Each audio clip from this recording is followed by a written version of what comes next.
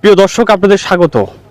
আমি এই মুহূর্তে রয়েছি সিরাজগঞ্জের এনায়েতপুর বেরিবাদ এলাকায়। আমি এই মুহূর্তে এখন যেখানেটিতে দাঁড়িয়ে রয়েছি, এটি ঠিক এনায়েতপুর যে Khaja Yunus Ali medical college hospital রয়েছে তার ঠিক পেছন পাশেই এখানে। তো আমার পেছনে দেখতে পাচ্ছেন যে যমুনা নদী, প্রাকৃতিক এক পরিবেশ। এখানে আসলে বিভিন্ন বয়সী মানুষ, দেশের বিভিন্ন, শুধু যে সিরাজগঞ্জের লোক এখানে ঘুরতে আসে এমনটা কিন্তু নয়। দেশের বিভিন্ন অঞ্চল থেকে, ছোট বড় থেকে শুরু করে পরিবার নিয়ে, বন্ধু নিয়ে ঘুরতে আসে, পিকনিক করে। তো এখানে যদি আমি আরেকটু লক্ষ্য করে দেখাই, তো পাশেই যে সেই সারি সারি নৌকা বাঁধা রয়েছে, অর্থাৎ সিরাজগঞ্জের যে আরেকটা প্রত্যন্ত অঞ্চলে একটা উপজেলা রয়েছে, সেটা হলো সেই চৌহালি উপজেলা। এই চৌহালি উপজেলায় যাওয়ার একমাত্র ব্যবস্থায় কিন্তু সেই নৌপথ, অর্থাৎ এখান থেকেই কিন্তু আপনাকে সেই চৌহালিতে যেতে হবে। আমরা একটু লক্ষ্য করেছি যে আমরা ঠিক এখানে যেখানে দাঁড়িয়ে রয়েছি, এখানে কিন্তু বিভিন্ন যে তরুণ তরুণী যারা, তারাও কিন্তু এখানে ঘুরতে আসেন, সেলফি তোলেন, নিজেকে ফ্রেমবন্দি করেন। এখানে কিন্তু বিভিন্ন উক্তি আমরা ফলো করেছি, যেমন সম্প্রতি ভাইরাল হয়েছে চাচা হেনা কোথায়, সেটাও কিন্তু এখানে লেখা রয়েছে। আমরা দেখেছি যে নাটক কম করো প্রিয়, এ ধরনের বক্তব্য, অর্থাৎ এ ধরনের ভাইরাল কথাবার্তাও কিন্তু এখানে বিভিন্ন জায়গায় আলপনা করা আছে, অর্থাৎ লিপিবদ্ধ করা আছে। আমরা যদি আরেকটু দেখায় আপনাদের এই পাশেই যে তাদের যে কর্মযোগ্য, বাঁধ নির্মাণের যে কর্মযোগ্য সরকারের যে প্রচেষ্টা, সেটা কিন্তু চলমান রয়েছে। আপনারা দেখতে পাচ্ছেন যে ভারী ভারী সেই ব্লক যেটাকে বলা হয়, সেটাকে আসলে এটাকে বাঁধ নির্মাণের কাজ চলছে।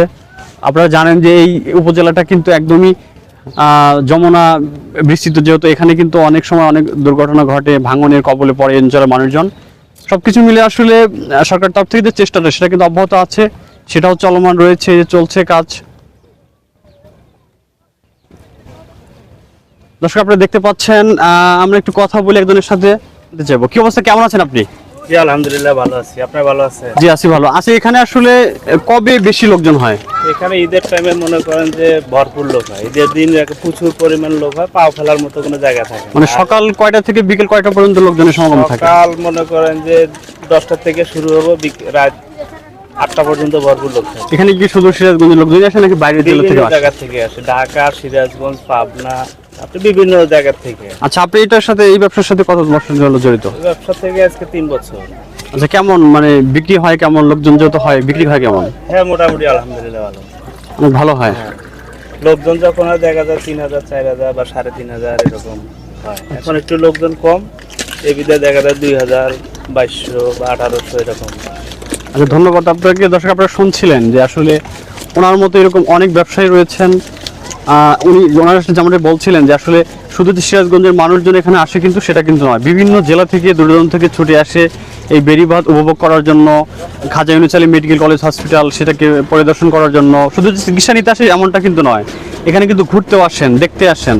এবং বিশেষ একটা কারণ রয়েছে, আমি কিন্তু এর আগেও বলেছি যে গোলামের হোটেলটা যে রয়েছে, এটা একটা অন্যতম একটা কারণ। আর এখানে বেরিবাঁধ দেখতে, যমুনা নদী দেখতে কিন্তু দূরদূরান্ত থেকে ছুটে আসে মানুষ। আচ্ছা, আপনি আসলে কোথা থেকে ঘুরতে আসছেন? আমি উল্লাপাড়া থেকে আসছি। আচ্ছা, এখানে সব কেমন লাগলো আপনার? আলহামদুলিল্লাহ খুব ভালো লাগতেছে, কিন্তু রোদ বেশি তো, যার কারণে একটু বোরিং লাগতেছে আর কি। তাছাড়া জায়গা অনেক সুন্দর, এখানে অনেকবার আসছি, এবারই প্রথম না, আরো আগে অনেক আসছি, ভালো লাগার জায়গা এটা।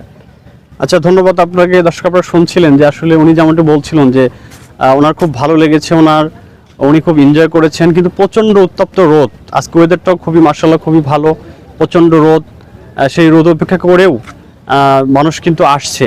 এটা বেলা যখন গড়িয়ে যাবে, অর্থাৎ দুপুর পার হয়ে যাবে, তখন কিন্তু এটার মানুষের পরিধিটা কিন্তু বাড়বে, আস্তে আস্তে দূরদূরান্ত থেকে লোকজন আসবে। এখানে আরেকটা বিশেষ কারণ আছে, সেটি হলো এখানে কিন্তু পাশেই রয়েছে সেই কি বলবো, সোশ্যাল মিডিয়া এবং গণমাধ্যমে ইতিমধ্যে ব্যাপক সাড়া ফেলেছে, ব্যাপক মানুষ পরিচিত পেয়েছে সেই গোলামের হোটেল।